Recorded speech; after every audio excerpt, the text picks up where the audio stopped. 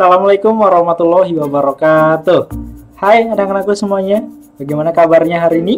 Alhamdulillah, luar biasa, tetap semangat, Allahu Akbar.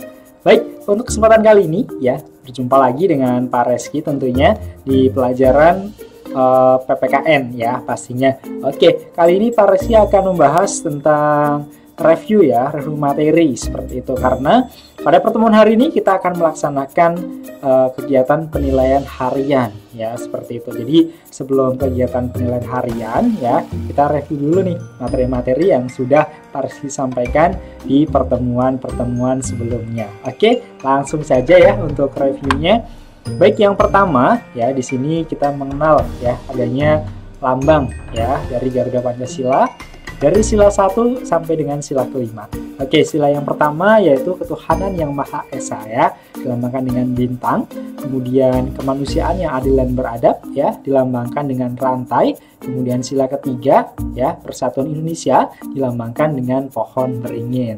Terus selanjutnya adalah kerakyatan yang dipimpin oleh hikmat kebijaksanaan dalam permusyawaratan perwakilan. Ini merupakan lambang dari sila keempat ya, dengan lambang kepala banteng. Kemudian yang terakhir adalah padi dan kapas. Di sini melambangkan sila kelima yaitu keadilan sosial bagi seluruh rakyat Indonesia. Oke, itu tadi ya untuk lambangnya.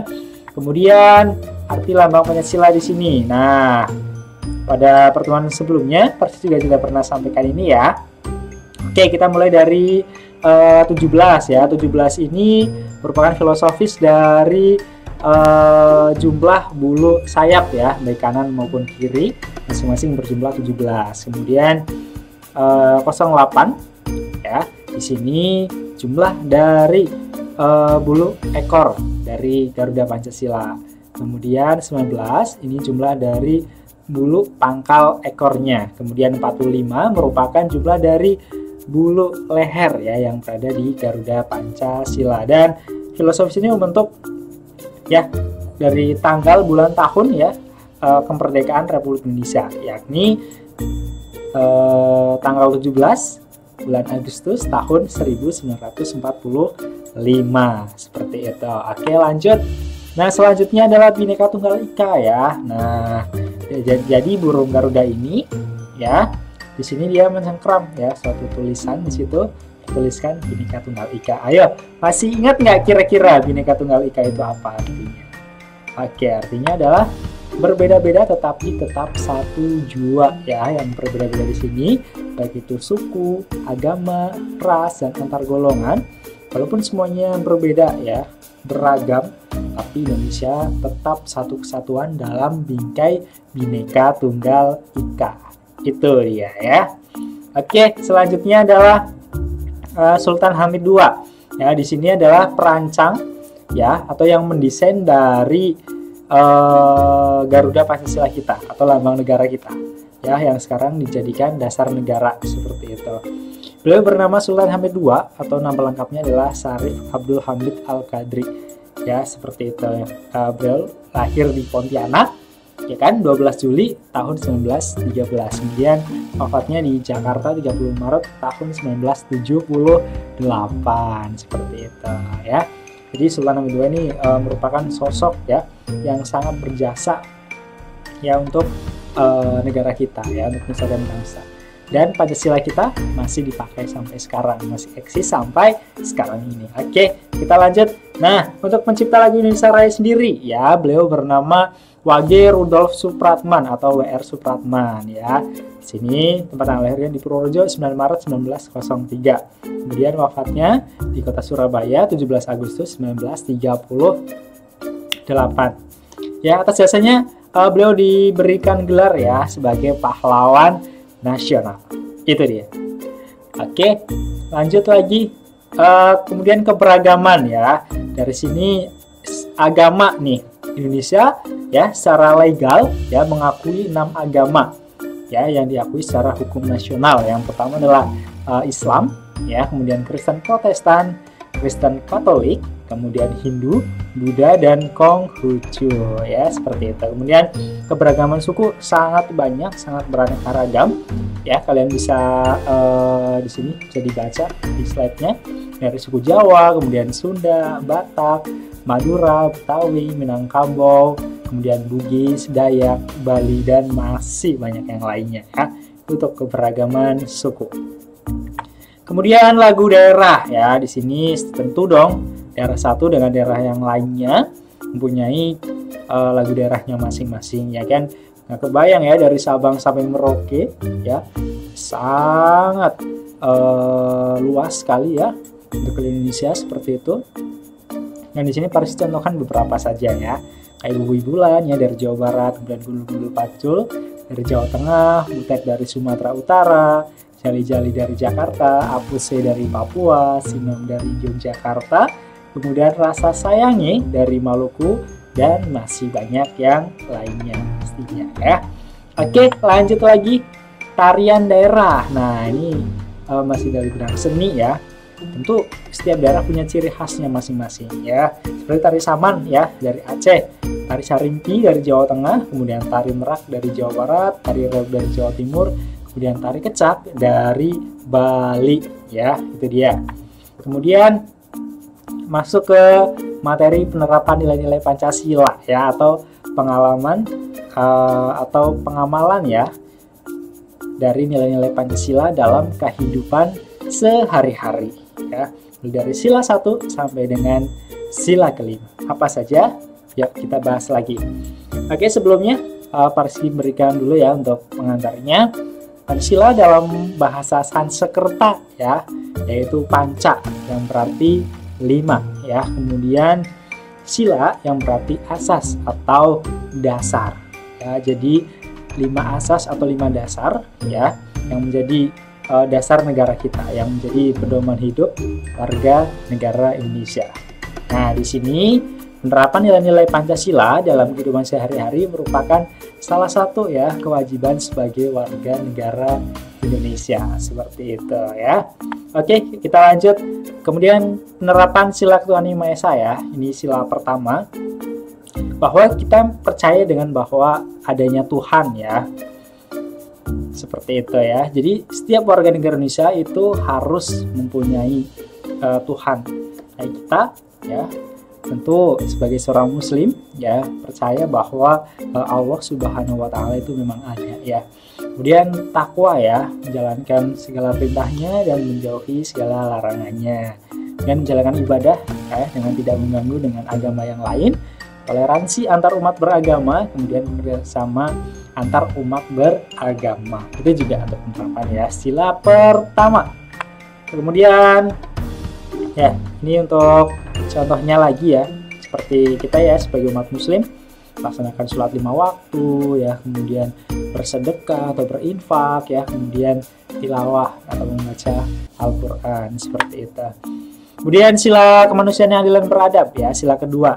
Nah, ini kaitannya dengan hubungan kita antar manusia nih ya, harus baik, seperti itu. Kita dibiasakan untuk tolong menolong ya antar manusia. Ketika orang lagi kesusahan ya, kalau kita memang bisa bantu, kita bantu, seperti itu. Kemudian memiliki sopan santun ya, jangan sampai menyinggung perasaan orang lain. Kemudian tidak berbuat kasar kepada orang lain. Nah, yang terakhir, menghargai pendapat dari orang lain, seperti itu. Kemudian di sini Parsi juga contohkan ya, di sini sila kemanusiaan ya, bisa Parsi tunjukkan di sini.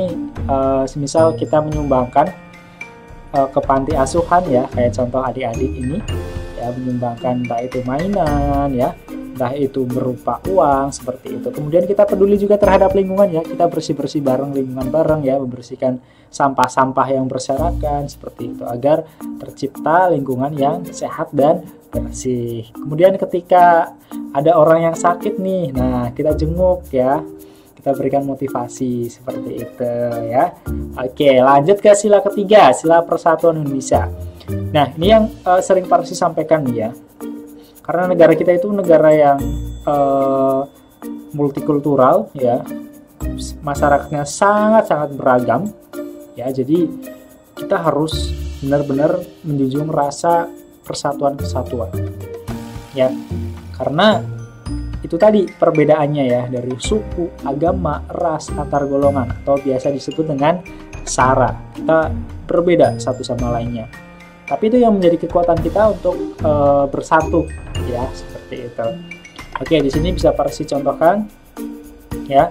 Sira Persatuan Indonesia di sini mengikuti upacara bendera. Nah, biasanya kita setiap hari Senin ya, kita melaksanakan upacara bendera nih ya, seperti itu. Kemudian bermain dengan rukun ya, baik itu dengan teman ya, dengan adik, dengan kakak dan sebagainya. Kemudian melestarikan budaya daerah, kemudian memiliki sifat bangga ketika menggunakan bahasa persatuan bahasa Indonesia, seperti itu. Bahasa merupakan alat pemersatu bangsa juga lah ya. Oke. Nah, di sini Parsi contohkan juga ya, ketika kita melaksanakan misal piket atau membersihkan kelas secara bersama-sama, atau kegiatan Jumat bersih ya. Nah, kita bekerja sama satu sama lain. Ini menunjukkan sila persatuan nih ya, antar sesama teman, seperti itu. Kemudian di lingkungan masyarakat ya, sila persatuan ditunjukkan dengan semisal kerja bakti ya, membersihkan selokan, membersihkan parit, seperti itu. Kemudian di sini juga sila persatuan ditunjukkan dengan contohnya membangun salah satu fasilitas atau rumah ya, mungkin dari saudara-saudara kita ya yang membutuhkan bantuan, seperti itu. Oke, selanjutnya adalah penerapan sila keempat, yakni sila kerakyatan yang dipimpin oleh hikmat kebijaksanaan dalam permusyawaratan perwakilan. Nah, di sini tentu ketika kita bermusyawarah ya, berdiskusi ya, kita mengambil suatu keputusan itu harus dengan mufakat atau musyawarah mufakat, seperti itu. Kemudian saling menghargai pendapat satu sama lain ya, jadi tidak memaksakan kehendak sendiri atau tidak memaksakan pendapat sendiri kepada orang lain ya, itu tidak baik. Kemudian berdiskusi kelompok. Nah, ini perlu nih adanya diskusi ya. Kemudian menyampaikan pendapat dengan santun, ya itu tadi tidak memaksakan ya, tetap menggunakan bahasa yang sopan, yang santun ya. Kemudian tidak menyakiti orang lain, itu kuncinya ya. Oke, selanjutnya adalah contohnya. Ya, di sini ketika pemilihan ketua kelas misal ya, dipilih ya, nanti siapa yang menjadi ketua kelasnya, seperti itu ya. Kemudian di dalam azas pemilu ya, pemilihan umum, baik itu presiden ya, kemudian kepala daerah itu ada gubernur ya, wali kota atau bupati ya, itu dipilih langsung oleh rakyat ya, azas perwakilan di sini atau demokrasi ya. Jadi yang memilih adalah rakyat secara langsung, seperti itu. Oke, selanjutnya adalah penerapan sila keadilan sosial bagi seluruh rakyat Indonesia atau sila kelima. Di sini berperilaku adil kepada sesama manusia ya, tidak berat sebelah, seperti itu. Jadi sama rata ya, sama rasa, seperti itu. Kemudian menghargai karya orang lain ya, kita berikan aplaus, kita berikan pujian, seperti itu. Kemudian bekerja keras ya, dan ini tidak malas-malasan ya. Kemudian tidak berperilaku boros. Nah, jadi tidak konsumtif nih. Kalau ada misal sesuatu yang baru langsung beli ya, itu konsumtif. Dan belanja secara berlebihan. Tapi lebih baik adalah ditabung ya, seperti itu. Ini yang sesuai dengan sila kelima. Kemudian Parsi bisa sampaikan di sini. Nah, ini tadi yang perilaku konsumtif ya, yang suka belanja berlebih ini dikurang-kurangin ya. Kemudian kita harus bekerja keras nih ya. Bekerja keras itu ya, kita seorang pelajar berarti bekerja kerasnya adalah belajar yang tekun, yang giat, kemudian semangat ya, itu dia kuncinya. Kemudian kita berikan tadi ya ujian kepada hasil karya orang lain. Kemudian ketika di mata hukum nih, bahwa semuanya ya memang sama ya, harus adil, baik itu orang kaya, orang yang kurang mampu, ketika dia melakukan suatu kesalahan yang memang harus diadili seadil-adilnya ya, jadi tidak memandang suatu apapun, seperti itu ya. Oke, kemudian misalnya ada pertanyaan nih, Pak, mengapa nilai-nilai Pancasila itu harus diamalkan dalam kehidupan sehari-hari? Ada yang tahu nggak kira-kira kenapa? Kenapa harus diamalkan nih, nggak cuman dibaca, nggak cuman dihafalkan, nggak cuman dipahami, tapi yang paling utama adalah harus diamalkan. Nah, ini kenapa nih? Ya, ada yang tahu jawabannya? Oke, kita bahas bareng-bareng. Nah, jawabannya adalah karena Pancasila ya, dia merupakan dasar negara kita. Ya, selain sebagai dasar negara, Pancasila juga sebagai pandangan hidup bangsa. Nah, selain sebagai pandangan hidup bangsa, juga Pancasila dijadikan sebagai pedoman ya bagi masyarakat ataupun pemerintah dalam menyelenggarakan kehidupan berbangsa dan bernegara. Nah, oleh karena itu, dalam kehidupan sehari-hari, ketika kita bertindak ya, berperilaku ya, harus mencerminkan nilai-nilai luhur Pancasila. Itu dia jawabannya ya, seperti itu. Oke, baik ya, itu saja ya untuk review materi kita untuk pertemuan hari ini ya, karena setelah ini Parsi akan kasihkan soalnya ya untuk penilaian harian. Jadi jangan kemana-mana ya. Semoga nanti untuk penilaian hariannya kalian bisa maksimal, nilainya bagus ya, dan memuaskan pastinya. Amin, amin ya rabbal alamin. Oke, baik, itu saja ya dari Pak Reski, kurang lebihnya mohon maaf. Terima kasih. Assalamualaikum warahmatullahi wabarakatuh.